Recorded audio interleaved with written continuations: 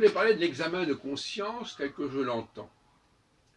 Souvent, quand on emploie l'expression examen de conscience, on le comprend dans un sens très restrictif. Est-ce que j'ai bien agi? Est-ce que je me suis bien comporté? Etc. Mais pour le chercheur, l'examen de conscience va bien au-delà de cela. C'est un examen de tout ce qu'il pense. Est-ce que ma pensée est cohérente? Est-ce que je suis logique? Est-ce que j'ai laissé passer un certain nombre de choses qui ne tiennent pas debout? C'est ça l'examen de conscience qu'on doit mener tous les jours, tous les soirs. Une remise en question de l'ensemble de son savoir, c'est ce que j'appelle l'examen de conscience. Science sans conscience n'est que ruine de l'âme. Bon, peu importe. Donc, ça c'est un point important.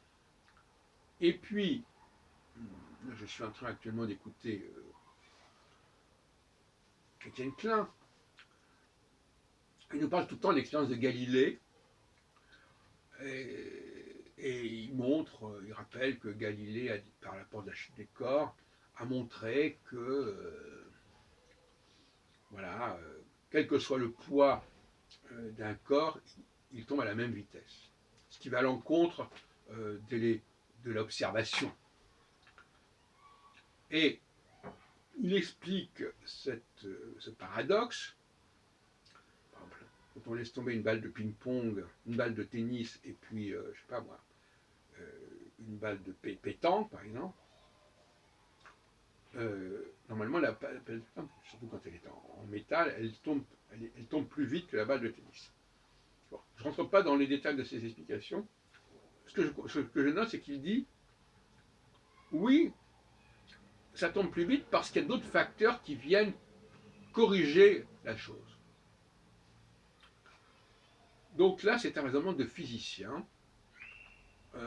Le physicien ne peut pas isoler un facteur par rapport à l'ensemble des facteurs.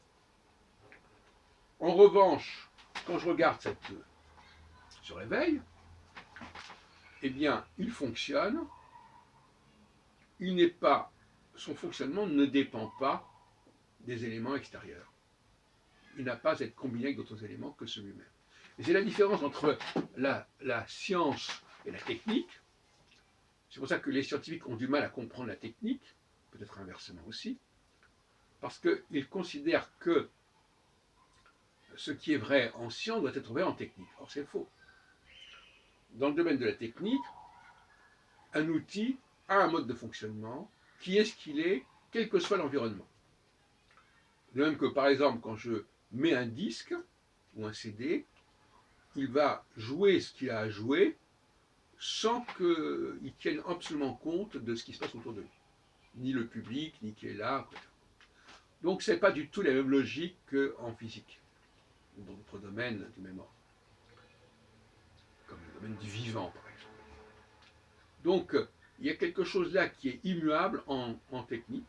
Évidemment, on peut faire évoluer une machine, c'est évident. Mais quand la machine est là, elle est comme elle est à un moment donné, à un instant T, elle va fonctionner imperturbablement, sauf évidemment si vous prenez un marteau et puis vous cassez le réveil. Bon, c'est évident. Ça, c'est d'autres problèmes encore. Donc, en astrologie, c'est la même chose. En astrologie, on a des lois qui, sur le plan de la technique, ne sont immuables. Mais en plus, non seulement elles sont immuables, mais elles ne dépendent pas des facteurs extérieurs.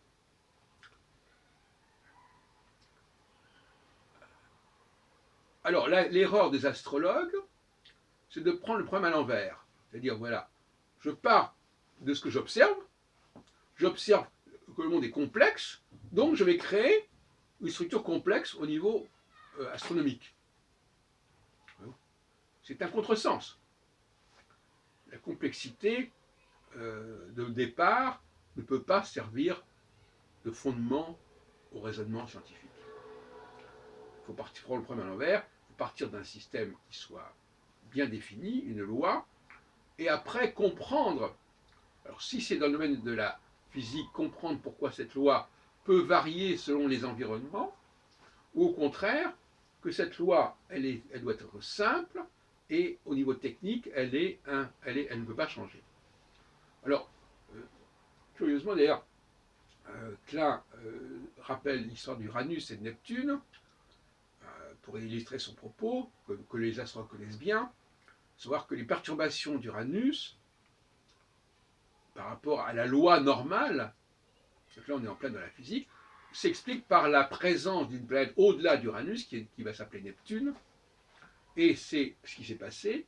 Le Verrier, notamment, a calculé les perturbations provoquées qui étaient liées à Uranus, et il en a déduit la présence de Neptune à tel et tel endroit, etc. Et ça s'est confirmé par l'observation, notamment par Gall, l'observatoire prussien. Donc, on voit que les perturbations sont un élément significatif pour détecter des corps qu'on n'avait pas soupçonnés dans le domaine de la physique. En revanche, dans le domaine de la technique, chaque objet technique, chaque système technique, chaque dispositif technique est autonome. C'est pour ça que toute idée en astrologie, comme le fait Barbault, par erreur à mon avis, de combiner plusieurs systèmes est inacceptable. Et un système, c'est un système fondé sur deux facteurs, système binaire.